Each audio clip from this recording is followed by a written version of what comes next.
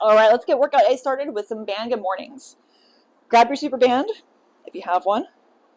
Step into it. You're gonna bring your feet about shoulder width apart, parallel to each other, so toes pointing straight ahead. You're gonna dive into your band, and you're gonna get over your shoulders. Make sure it's not pulling down on your neck. And then you're gonna hinge your hips back. Just a soft bend in the knees at the bottom, and then push through your feet to stand back up. Your back should be flat. The movement is coming from your hips, not from your waist. It's coming from the hips. Hip hinge, that's what it's called.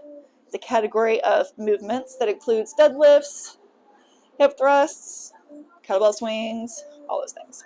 All right, straight from the side. Again, back stays flat. Hips do the most of the moving. Push to stand back up. You'll also notice when I stand up, my body's in a straight line. What you don't want to do is get too eager and, bend through your back or anything like that. So end right here, okay? 12 to 15. Now, if you do happen to have weight available for you, by all means, use that instead. So if you happen to have a kettlebell or dumbbell at your disposal, substitute in Romanian deadlifts. I'm not going to do a full demo, but if you have the weight and you know what they are, by all means, do those as a substitute. It is also a hinge variation, so the essence of the exercise is still the same. 12 to 15 reps here. Inhale down, exhale up. All right, next up you have push-ups. We're going to show a couple different variations of push-ups. If you are already well-versed in push-ups, especially full body ones from the ground, then go ahead and go. But to modify them, here are a couple options. One is to get down on your knees, making sure that your knees are back and your body's in a nice straight line. Let me do it from here actually so you can see me. There we go. All right, so my hips are open, my body's in a straight line, I'm squeezing my glutes. My hands are about shoulder width apart, and my hands are out wide. My fingertips are like really pushing into the ground here.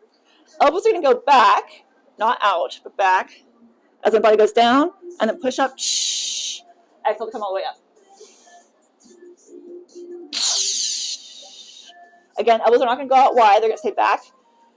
That's an easy variation if you don't have much equipment or space. Not easy in the sense it's not challenging; it's still challenging, but easy in the sense that you don't need much around you. But if you have the option to elevate, I recommend doing that. So, for example, you can use this bar here, or anything you have that's sturdy, to do a full body push-up, but from an elevated surface. This helps decrease the resistance while still using the entire body versus the kneeling one, which does admittedly cut out the lower limbs. So find what works best for you. You have 12 to 15 reps. So you want to find something that you can get to that rep range without breaking down your form. All right, next up we have some bent over alternating rows using your band again. So grab your band, you're going to fold it in half, and then you're going to step on it, keeping your feet about hip distance apart. All right. And then you're going to stand up and then hinge your hips back a little bit. You know what that means now. Making sure your back is flat, okay? And then arms should be straight here at the bottom. You're going to pull one elbow towards the hip. Excellent to do so. Reach it back out and then switch.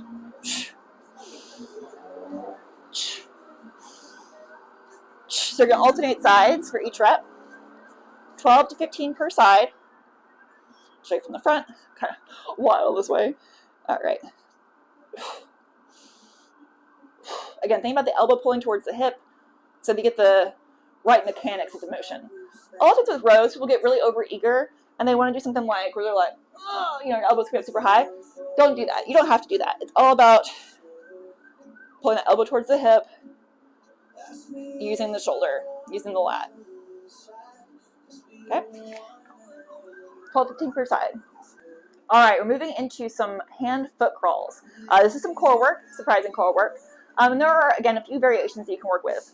If you're just starting off, then you're actually going to do a static hold. So you can get on hands and knees here.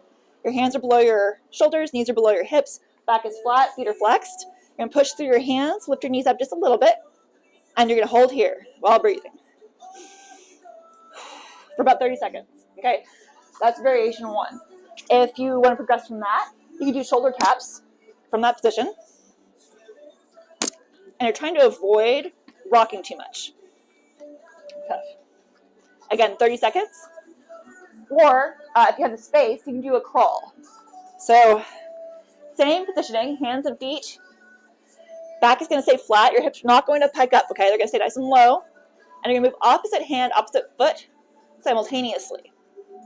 As you can see, it's a very slow, controlled movement. It is not fast. It's not rushing.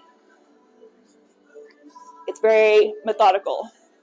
All right, you can also try going backwards if you want to, or even side to side. 30 seconds, and then you're going to rest for about 1 minute.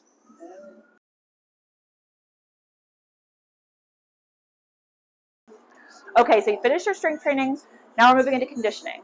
You're going to set a timer for 5 to 10 minutes based on both your fitness level and just how much time you have available to you.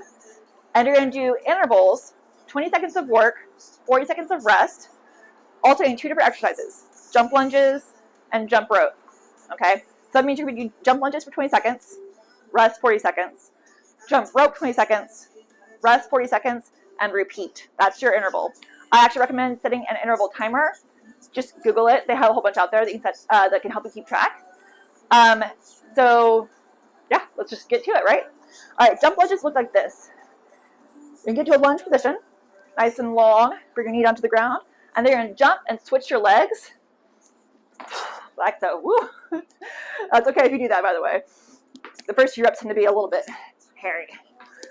Feel free to use your hands too if you wish. All right, so you're just going to jump and switch. Now, these are hard, so if you need to, you can rest in the middle, or if you want to switch to split jumps, you can do that as well. So you're going to get into a split squat, which is like a stationary lunge, basically, and then you're just going to jump up and no switching, okay? If you do this variation, make sure you either switch your legs halfway through that 20 seconds or that you alternate legs per cycle, okay? So you get both sides done. All right, 20 seconds of jump lunges, and then rest for 40 seconds. I'm going to take a little bit of time myself. And then you're moving to jump rope. If you don't have a jump rope, you can fake it, fake jump rope, or you can do jumping jacks, or any other cardio movement you prefer. All right. So when your 40 seconds of rest is done, you're going to jump rope for 20 seconds. Keep the elbows close. Keep the elbows close, your body tight. And don't worry about perfection here. We're just looking for movement. All right. So 20 seconds of jump rope, rest 40 seconds, go back to jump lunges for 20 seconds, rest 40 seconds, jump rope 20 seconds, rest. Keep going until your timer goes off, and then cool it down.